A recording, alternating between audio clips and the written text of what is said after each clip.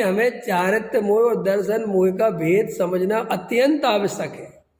जो जीव दर्शन मोह और चारित्र मोह का भेद नहीं समझ पाएगा वो सम्यक दर्शन प्राप्त नहीं कर पाएगा। मैं इतनी खतरनाक बात कह रहा हूं, माने वो समझना इतना जरूरी है वो। और अच्छे अच्छे स्वाध्याय करने वाले, अच्छे अच्छे पढ़ने लिखने वाले ये दर्शन मोह और चारित्र मोह का भेद नहीं समझ पाते, जिसके कारण ये पर्याय दृष्टि नहीं छूटती। क्योंकि सुधारना श्रद्धा है और वो सुधारता चारित्र है, और श्रद्धा सुधरती नहीं, और श्रद्धा के सुधरे बिना चारित्र सुधरता नहीं। इसलिए उसे लगता है धर्म बहुत कठिन है। फिर उससे हम कहते हैं उल्लू को हो गया, बिल्ली को हो गया, बंदर को हो गया, मेढक को हो गया, तोते को हो गया, चिड़िया को हो गया, हाथी को हो गया, शेर को हो गया। सो अपने सिर पकड़ लेता है, पता नहीं इनको कैसे हो गया यार, मेरे दिमाग समझ में आया। फिर वो अपने सिर पकड़ के खींचता है कि पता नहीं क्या हो रहा है, समझ में आया, इनको तो हो गया। फिर कई लोगों ने, और खतरनाक लोग थे अपने यहाँ, क्योंकि हमने बताया ना मनुष्य जैसा खतरनाक प्राणी दुनिया में है नहीं। उनने कहा क्या बात करते हो तुम शेर की, अरे पूंछ वाला सम्यक दर्शन थोड़ी चाहिए, हम मूछ वाले हैं। उनने सम्यक दर्शन में भेद कर दिए, पूंछ वाला और मूछ वाला। ये सम्यक दर्शन आगम में कहीं नहीं है, ये हमारे यहीं के विद्वानों ने करा कुछ। बोले पूंछ वाले का सम्यक दर्शन लेना चाहते हो, शर्म नहीं आती। मैंने कहा जब हो गया सब, सम्यक दर्शन भी दो चार तरह के हैं, किसका लेना चाहिए है। सुनो, शेर वाला पसंद नहीं तो हमने कहा भरत जी वाला ले ले, शर्म नहीं आती। विषय भोगों की पुष्टि की बात करते हो तो भाई किसका ले ले, कि तुम तो सीधा बाहुबली का लो और बेले चढ़वाओ अपने ऊपर। समझ में आया कि नहीं, इसके पहले कुछ बात नहीं चलेगी है। और या जिनने शादी नहीं करी माने बोल वाला लो, क्यों पारसनाथ वाला, महावीर वाला। महावीर वाला लेंगे तो फिर फंसोगे तुम, क्योंकि महावीर ने वही शेर वाला है महावीर वाला शेर वाला ही, और वो शेर ही महावीर है। अब बोलो क्या करना है। और अगर कोई केवली भगवान भी ले आओ, अगर वे ये कह दे ये जो शेर को सम्यक दर्शन हुआ था ये अलग है, और अभी महावीर के जो सम्यक दर्शन है वो अलग है, तो मैं आज से प्रवचन करना छोड़ दूंगा। बोलो मंजूर है, ले आओ मेरे सामने बैठा हूं। तुम भी जानते हो बात कहता तो नहीं है। अब लेकिन तुम ये जो मनगढ़ंत गप्पे मारते रहते हो, कुछ की कुछ पूंछ वाला मूछ वाला, ये सब बकवास बंद करो भाई।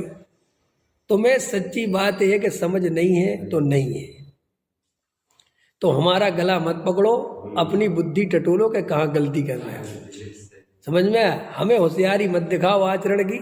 हम सब जानते हैं आचरण कहाँ कैसा होगा। क्या आप कैसे जानते हो? हमें पता है, इसलिए तो हम बोल रहे थे कॉन्फिडेंस से, हमने पढ़ा है।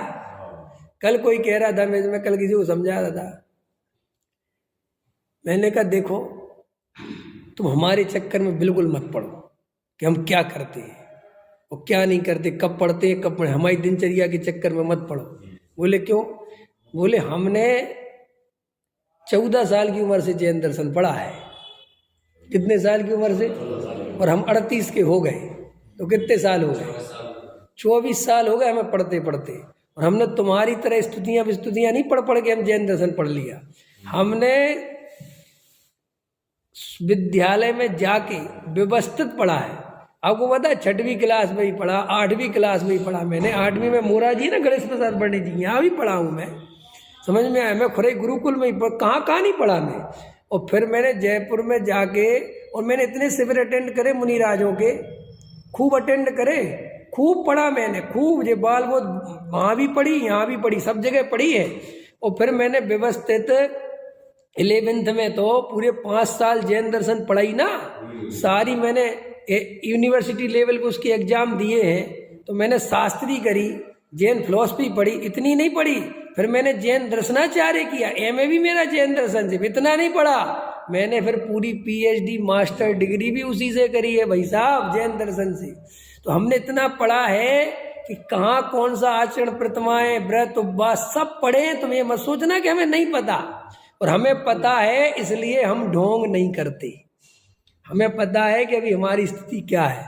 जिस दिन हमारा एक्चुअल स्वरूप में रमना होगा उस दिन तुम्हें हम अपना आचरण दिखाएंगे, तब आना हमारा देखने, तब कहोगे ऐसे हमने मुनिराज कभी नहीं देखे। समझ में आया? फिर जिन मुनिराजों की तुम भक्ति करते हो वो तुम्हें हमारे में दिखेंगे, लेकिन अभी हम कहाँ से दिखा दें, अभी नहीं है ना कैपेसिटी हमारी। लेकिन हम इसके लिए तुम्हारी श्रद्धा लूटने के लिए ढोंग तो नहीं कर सकते, तुम्हें धर्मात्मा दिखाने के लिए हम धार्मिक आचरण जबरदस्ती पालें जो उस भूमिका में नहीं होता। और हम कह रहे हैं तुम जो आचरण बोलते हो तुम अभी सम्यक दृष्टि का आचरण समझते नहीं हो, ये प्रॉब्लम है तुम्हारी। अब देखो इतनी बात हो गई, अब मैं जो मुद्दे की बात 2-3 कल की रह गई थी वो बताता हूं। देखो कल मैंने आपको समझाया था कि भाई श्रद्धा का सम्यक दर्शन का पुरुषार्थ अलग होता है और चारित्र मोह का पुरुषार्थ अलग होता है। और ये सारी दुनिया श्रद्धा का पुरुषार्थ तो समझती नहीं, वो तो करती नहीं, और ये मुफ्त में चारित्र मोह के पुरुषार्थ को भी नहीं समझती वास्तव में तो। क्योंकि चारित्र मोह का पुरुषार्थ कोई क्रियाकांड थोड़ी है, कोई व्रतशील संयम चारित्र मोह का पुरुषार्थ थोड़ी है। चारित्र मोह तो दर्शन मोह के नाश पूर्वक होता है पहली बात, और चारित्र मोह का नाश स्वरूप में रमने से होता है, क्रियाकांड से नहीं।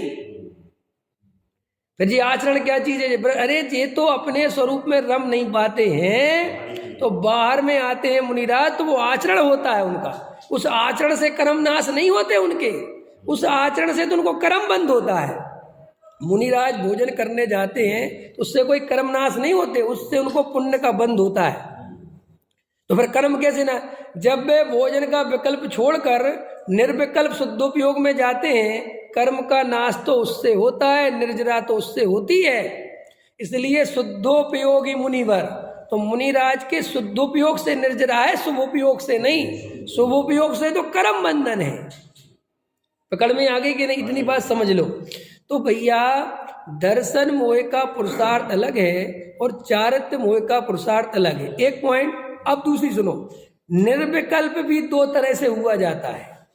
निर्विकल्प का अर्थ भी लोग नहीं समझते, ये भी समझ लो पॉइंट, मेन पॉइंट ये भी है। निर्विकल्प एक श्रद्धा के लेवल पे हुआ जाता है और एक चारित्र के लेवल पे हुआ जाता है।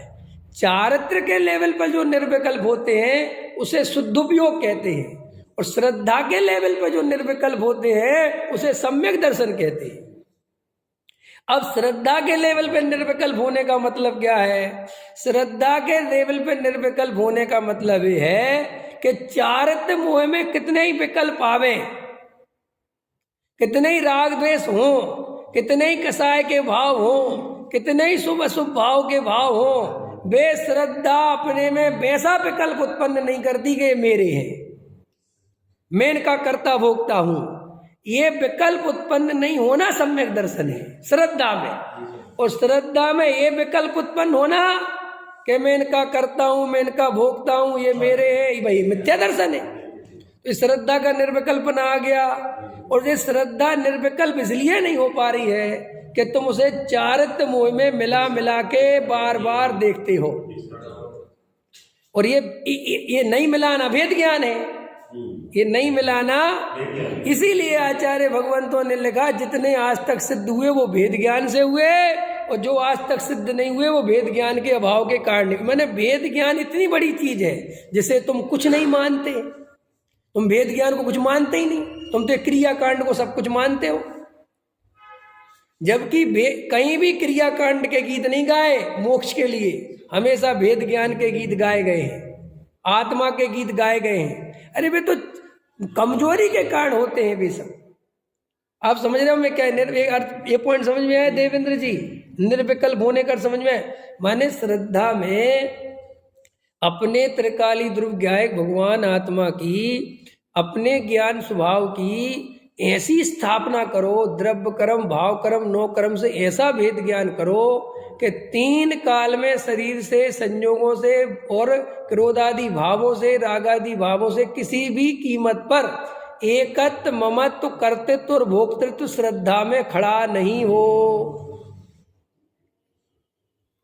पकड़ में आया? ये सम्यक दर्शन का मेन पॉइंट है, और भेद ज्ञान ही सम्यक दर्शन है। देखो मैं कैसे सिद्ध करता हूं, तो सुनो। चारों अनुयोगों से सिद्ध करके बताता हूँ 1 मिनट में कि भेद ज्ञान ही सम्यक दर्शन है, आत्मा में रमना सम्यक दर्शन नहीं। फिर कल कोई कहता रमे के नहीं, अरे तू होता कौन है रमने वाला, पहले श्रद्धा तो सुधार फिर रम जाना। और अगर तू रमता ही है तो मुझसे क्यों पूछ रहा है? ऐसे भी कई लोग हैं। कल कोई प्रश्न लिखा परमात्मा में रमे के नहीं रमे, हमने कहा बहुत अच्छा जी रम जाओ जी, हम तो कभी नहीं कह रहे भैया मत रमो। हम कि जब तक नहीं रम सकते, जब तक ये दर्शन मोह है और तुम काल्पनिक जगत में रम जाते हो, है ना, मुंगेरी लाल के सपनों में खो जाते हो, तो हमें उसका तो पता नहीं। लेकिन जो वस्तु स्वरूप है वो ऐसा है। तो देखो 4 अनुयोग समझो। देखो वर्तमान योग में आपने इतने महापुरुषों की कहानियां पढ़ी, 63 महासलाका पुरुषों की कहानियां पढ़ी, छोड़ो सबके नाम तो नहीं लेता, लेकिन भरत जी, आदिनाथ, 24 तीर्थंकर तो पढ़े हैं, भरत बाहुबली सब ये पढ़े हैं, तुमने कहा सब पढ़े हैं। तो ये सबके सब सम्यक दृष्टि थे कि नहीं? आदिनाथ सम्यक दृष्टि थे कि नहीं? जितने तीर्थंकर होते हैं सम्यक दृष्टि थे कि नहीं? अब सम्यक दृष्टि थे तो जिस समय नीलांजना का आदिनाथ नृत्य देख रहे थे, या जितने भी पंचेंद्रीय विषय भोगों में राजा महाराजा के परिणाम थे, उस समय सम्यक दृष्टि थे कि नहीं? अगर ये विषय भोगों के परिणाम से सम्यक दर्शन मिटता तो उनका क्यों नहीं मिटा? पॉइंट नोट किया जाए मिलोड, बोलो। अगर इससे उनके मिटता है, तुम कहते हो जो पंचेंद्रिय के विषय भोगों से सम्मिश्रण नहीं होता, तो उनके तो भाई साहब होना नहीं था, तो फिर उनका क्यों नहीं मिटा? अगर ये पंचेंद्रिय के विषय भोगों के परिणाम से करते हो। इसको और सुनो, ये प्रथमान योग कह रहा है कि साहब जब ये अपने स्वरूप में रमते नहीं, और स्वरूप में रमते नहीं, क्योंकि स्वरूप में रमे तो वे विषय भोगों में रहे कैसे? और वे विषय भोगों में रहते हैं, वो इस बात की निशानी है कि स्वरूप में रमते नहीं, बराबर। तो स्वरूप में अगर रमना ही सम्यक दर्शन होता, आत्मानुभूति ही सम्यक दर्शन होती, मैंने इस अर्थ में कि भाई स्वरूप स्वरूप, तो फिर तो उनके सम्यक दर्शन तो रहते ही नहीं। समझना, ध्यान से पॉइंट समझना। और उनके सम्यक दर्शन था तो क्यों था भाई? सम्यक दर्शन इसलिए था कि उन्होंने द्रव्य कर्म, भाव कर्म, नो कर्म, समझ में आया?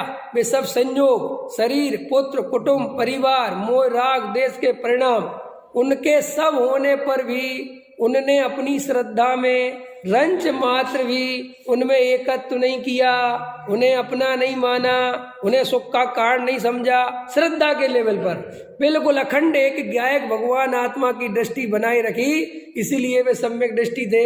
इससे सिद्ध हो गया कि भेद ज्ञान ही सम्यक दर्शन है। पकड़ में आया? अब आ जाओ कर्णानुयोग।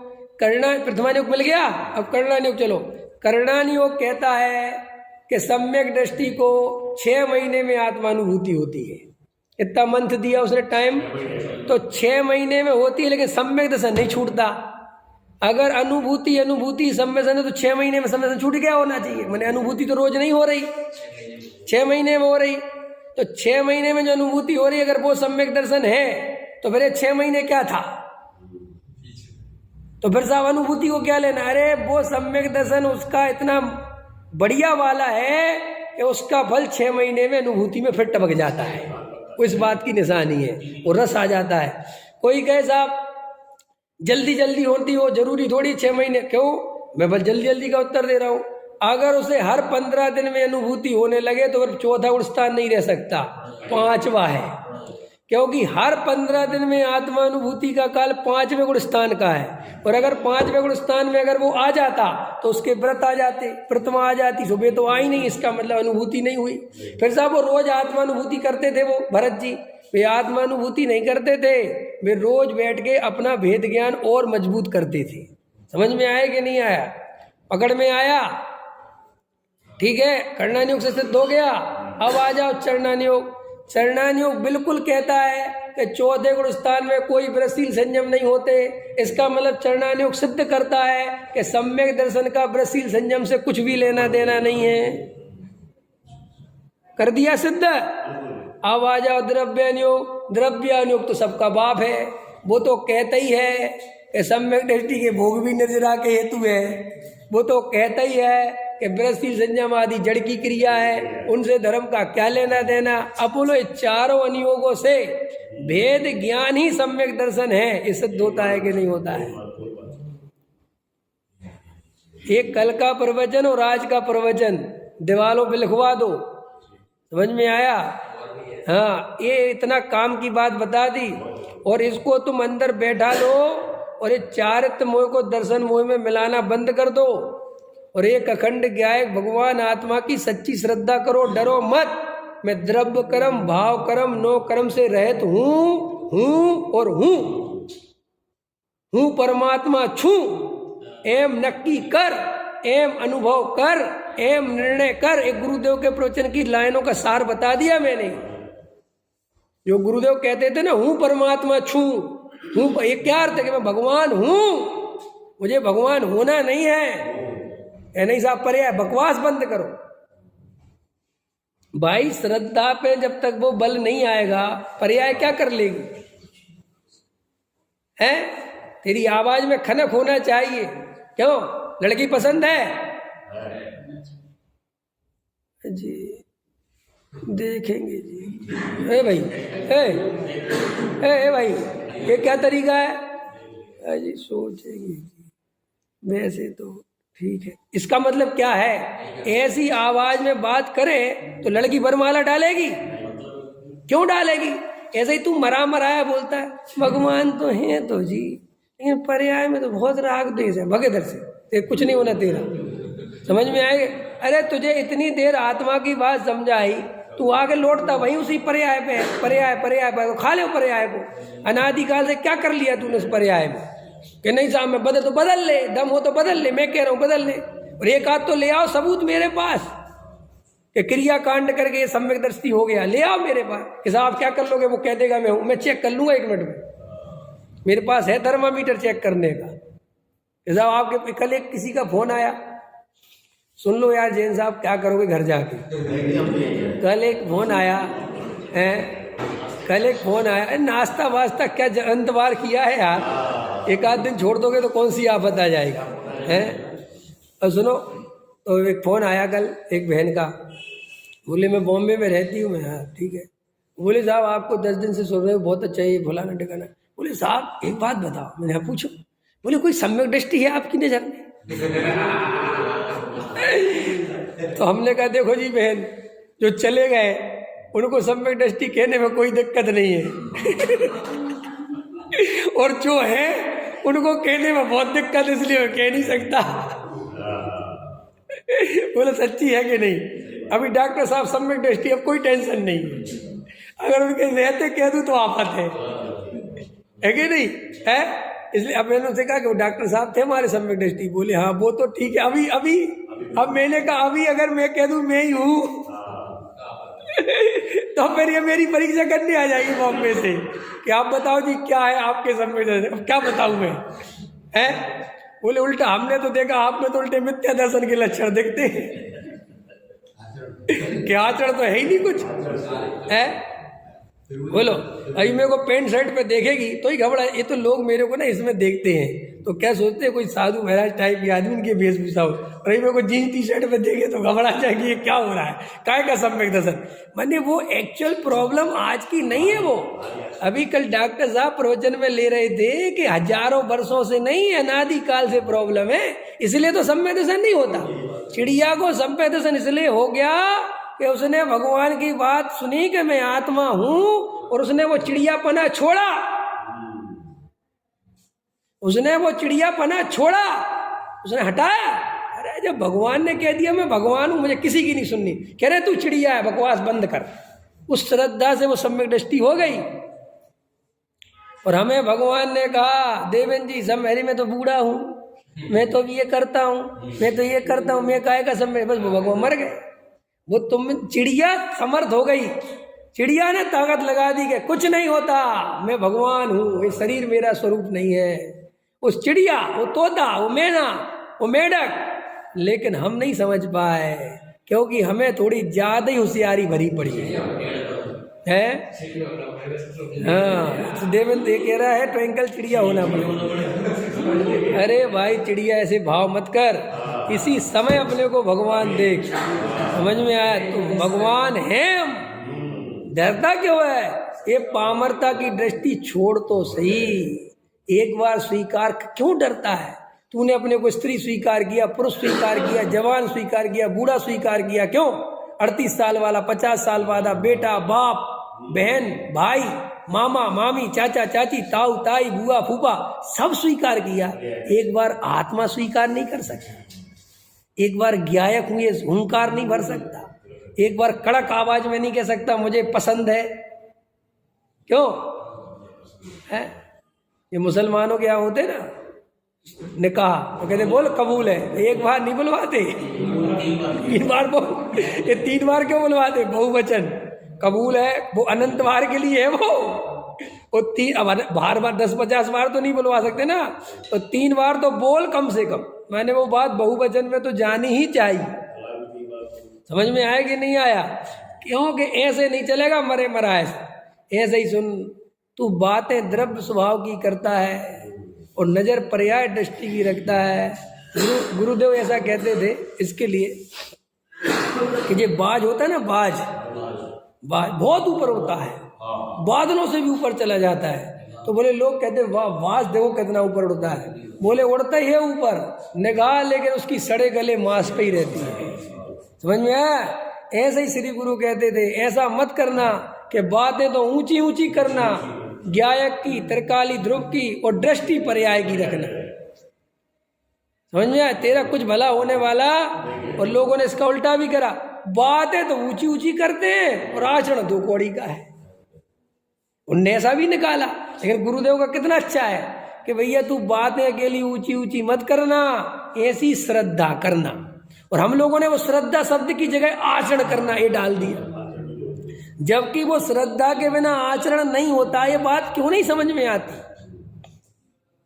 और आचरण का मैं 10 दफे समझा चुका हूं, इसको हटा लो अपने दिमाग से। ये नहीं हटेगा तो ये पर्याय दृष्टि नहीं छूटेगी, और ये नहीं छूटेगी तो कभी सम्यक दर्शन नहीं होगा, आत्मानुभूति नहीं होगी। तो एक निर्विकल्प के भी आज 2 भेद करे, चारों अनियोग से भेद ज्ञान ही सम्यक दर्शन सिद्ध कर दिया। समझ में आया कि नहीं आया? वो रमणता तो, वो रमना तो उसका फल होता है। जितनी श्रद्धा मजबूत होगी ना गायक भाव में, वो ही श्रद्धा तो रमने का काम करवाती इस रूप में कि भाई वो समर्पित हुई गायक भाव के लिए। तो अपने आप श्रद्धा जिसके लिए समर्पित होती है, सारा पुरुषार्थ वहां दौड़ता है। ये स्वरूप है।